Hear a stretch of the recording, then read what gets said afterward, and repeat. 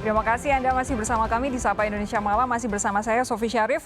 Pak Syafrin Liputo, tadi kalau kemudian Bung Aryo Pratomo, koordinator komunitas pesepeda Jakarta yang sering diajak ngobrol dengan Pemprov DKI Jakarta soal kebutuhan para sepeda saja, mengaku bingung dengan ide untuk memasukkan sepeda road bike ke jalan tol. Jadi sebenarnya ini idenya siapa Pak Syafrin? Ya, baik. Jadi pertama sebelum ke Mas Aryo, saya ingin menyampaikan kepada Bung Kenneth bahwa untuk penutupan jalan tol ini, kita sesuai dengan Undang-Undang 38, kemudian ada PP 15, di sana memang disebutkan bahwa untuk jalan tol untuk kendaraan bermotor roda 4 atau lebih, tetapi untuk event-event tertentu dapat dilakukan di jalan tol atas persetujuan Menteri PUPR. Ini yang kita akan gunakan, kenapa kemudian ini diusulkan kepada Menteri PUPR. Yang kedua, bahwa di jalan tol itu setelah ini disetujui oleh Pak Menteri misalnya, maka kita akan melakukan penutupan arus lalu lintas di segmen di mana jalan tol tersebut digunakan sebagai road bike event. Jadi artinya tidak ada kendaraan lainnya, kendaraan bermotor lainnya yang Penutupannya dengan apa, Pak?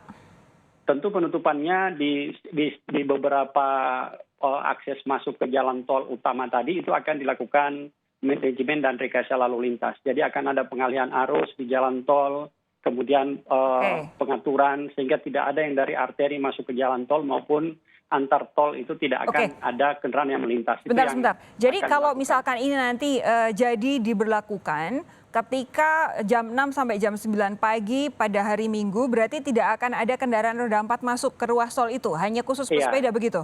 Ya, jadi ruas tol yang dari Cawang sampai dengan Tanjung Priok ini akan ditutup dari kendaraan bermotor. Di sana memang hanya untuk para pesepeda dengan kecepatan tertentu.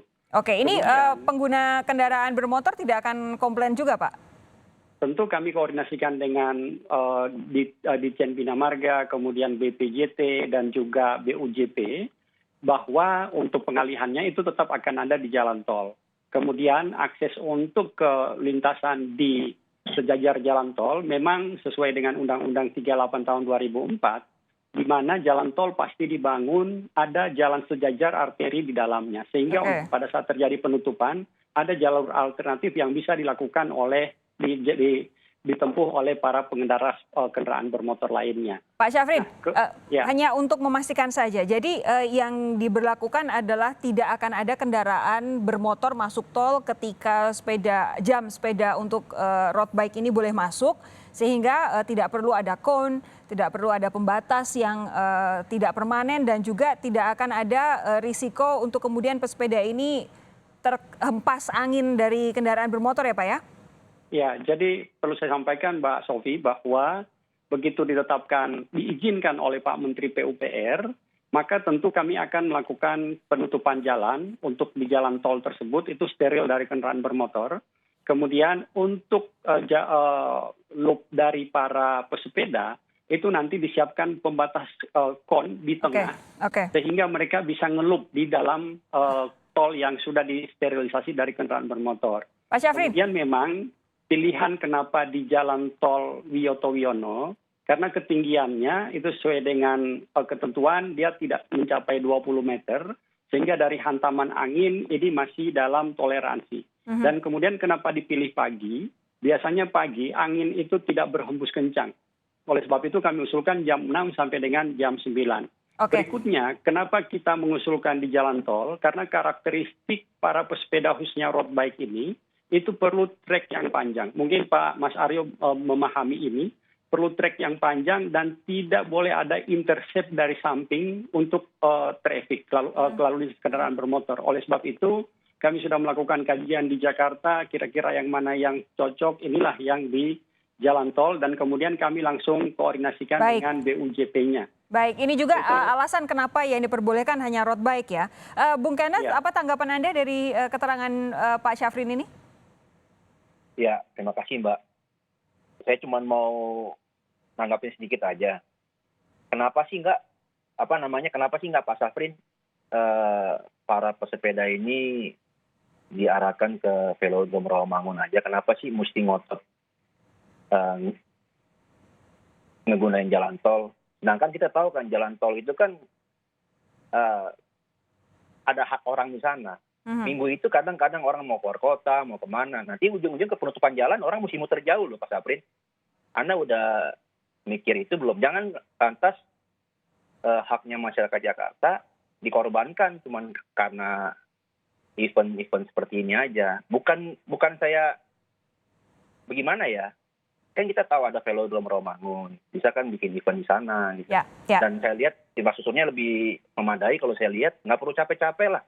Nggak perlu kita debat kusil seperti ini. Nggak perlu ada polemik, kan gitu. Seperti itu Bung Aryo? Pendapat saya. Bung Aryo, ini masih ada pro dan kontra. Dari pemerintah provinsi ada alasannya, dari Bung Kenneth sebagai perwakilan dari DPRD DKI Jakarta, khususnya dari PDI Perjuangan juga punya alasannya sendiri kenapa kemudian menolak. Tapi Anda sebagai perwakilan dari komunitas pesepeda, sebenarnya apa sih yang saat ini benar-benar dibutuhkan? Dan kalau akhirnya nanti bisa masuk jalan tol, yang paling harus diperhatikan apa? Nomor satu buat saya, tapi dengan mendengar penjelasan. Safety ya? Iya, betul, keamanan. Mendengar persiapannya Pak Kekasih, kalau memang sudah dipersiapkan sedemikian rupa dan Pak Syafrin sudah menyiapkan ini ya, jalur-jalur yang salin out dan lain-lain, ya sebenarnya satu-satunya kita cuma tinggal dicoba. Kita biar sama-sama beberapa sesi ini sebelum benar-benar dibuka untuk sepeda yang lain. Itu. Oke, Bung Aryo, terakhir nih, kalau bisa memilih, Anda sebagai pesepeda memilih untuk bisa masuk jalan tol dengan kondisi keamanan yang terjamin, atau sebenarnya jalur sepeda lebih banyak diperbanyak di DKI Jakarta? Kalau pertama itu dan pilihannya itu, saya lebih memilih untuk jalur sepeda diperbanyak di Jakarta. Oke, baik. Terima kasih sudah bergabung bersama kami Pak Syafrin Liputo, Bung Hardianto Kenneth dan juga Bung Aryo Pratomo. Terima kasih sudah bergabung malam hari ini di Sapa Indonesia Malam. Sehat terus Bapak-bapak.